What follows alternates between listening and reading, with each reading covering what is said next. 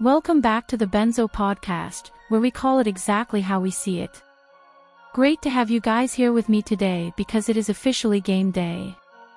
The Indiana Fever are on the road taking on the Los Angeles Sparks, and I cannot wait to see what happens tonight. If you're heading to the arena, enjoy it. And folks, believe it or not, we've got something shocking to talk about right out of the gate. Allegedly, there are no injuries listed for the Indiana Fever. Yeah. You heard that correctly. No injuries reported. No questionable tags. No last-second surprises. Supposedly, Indiana is walking into this matchup with a completely healthy roster. And honestly, it feels weird even saying that out loud because it's been forever since we've seen this team healthy from top to bottom. I'm pretty sure the last time we saw an empty injury report for the Fever was early last season before DeWanna Bonner stepped away for her leave of absence. That's how long it's been. It almost doesn't even feel real anymore. Fever fans have basically been conditioned to expect somebody missing every single game. And look, it's not just Indiana feeling the impact of all this. The entire WNBA has been riding the Caitlin Clark wave for the last couple of years.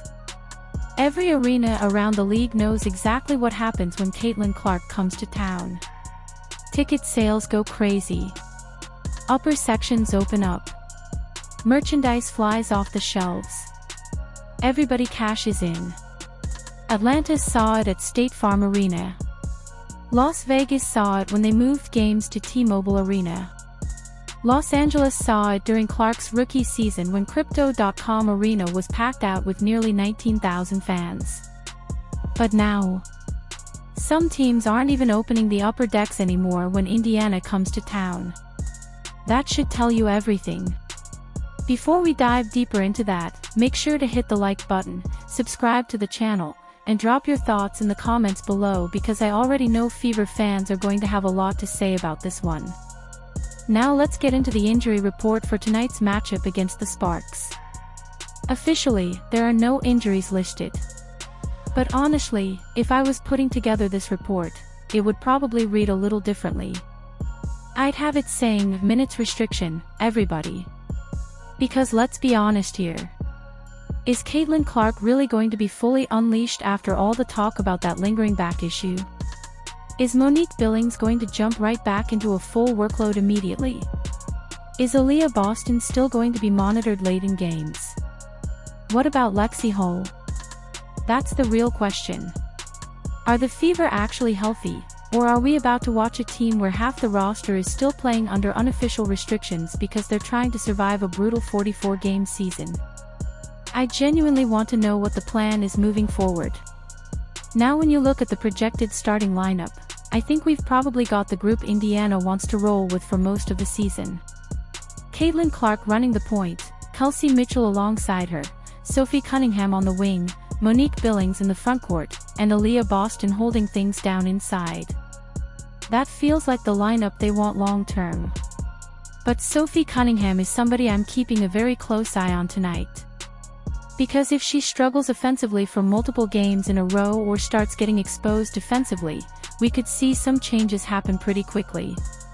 And look, Paige Bueckers already gave Sophie some problems recently. So if Rae Burrell comes out tonight and starts attacking her defensively while Sophie isn't contributing enough on offense, the conversation is going to get loud. Indiana needs Sophie Cunningham to do specific things well. They need defense. They need hustle. They need transition scoring. They need her sprinting the floor and cashing in on those Caitlin Clark passes. And most importantly, they need her knocking down open threes consistently. That's the role. You don't need 25 points from Sophie Cunningham every night. But you absolutely need reliable defense and efficient perimeter shooting around Caitlin Clark and Aliyah Boston. Speaking of Boston, this matchup against Los Angeles is actually going to be really interesting from a size perspective because the Sparks have some serious length. You've got Kelsey Plum. You've got Ariel Atkins. Rae Burrell can be a problem. Azura Stevens brings size and versatility. De'Erica Hamby is always dangerous. There are some real matchup challenges here for Indiana. This isn't a Sparks team you can just overlook. I'm especially interested to see how Indiana handles the frontcourt battle because Los Angeles has length, athleticism, and physicality. That's something the Fever struggled with at times last year. Now Fever fans online are reacting exactly how you'd expect to this healthy roster announcement. Most people don't even trust it. One fan said, "It's been 2 years since I've seen a no injuries report. I should frame this." Another person said, "Are we sure? Like, are we really sure?" And honestly, I get it. Fever fans went through an entire season of questionable injury updates and day-to-day reports that didn't always make sense. Some fans are still frustrated over how certain players were handled last year, especially when players would suddenly appear on the injury report at the last second after supposedly being healthy the day before. That destroyed trust with a big part of the fan base. And the Fever organization can't blame anybody else for that frustration except themselves. Fans remember what happened last season. So now every injury report gets viewed with skepticism. That trust has to be rebuilt over time. Now let's move over to the ticket sale situation because this part is fascinating. The Indiana Fever are in Los Angeles tonight, but if you look at the seating map, the upper-level 300 sections aren't even being sold for this game. And remember, during Caitlin Clark's rookie year, the Sparks packed nearly 19,000 people into Crypto.com Arena for her first appearance there. Fast forward to now, and those upper sections are closed off. That means internally, somebody looked at the projected demand and decided it wasn't worth opening those seats. They basically said, let's keep everybody condensed into the lower bowls so the arena still looks full. And when you switch over to standard ticket listings only, there are still tons of seats available at really affordable prices. You can find seats in lower sections for around $100. Some spots behind the basket are under $60. There are plenty of available tickets all over the arena. That's a massive difference compared to the frenzy we saw during Caitlin Clark's rookie season. And again, this isn't just affecting Indiana. Other owners around the league are going to start asking questions too.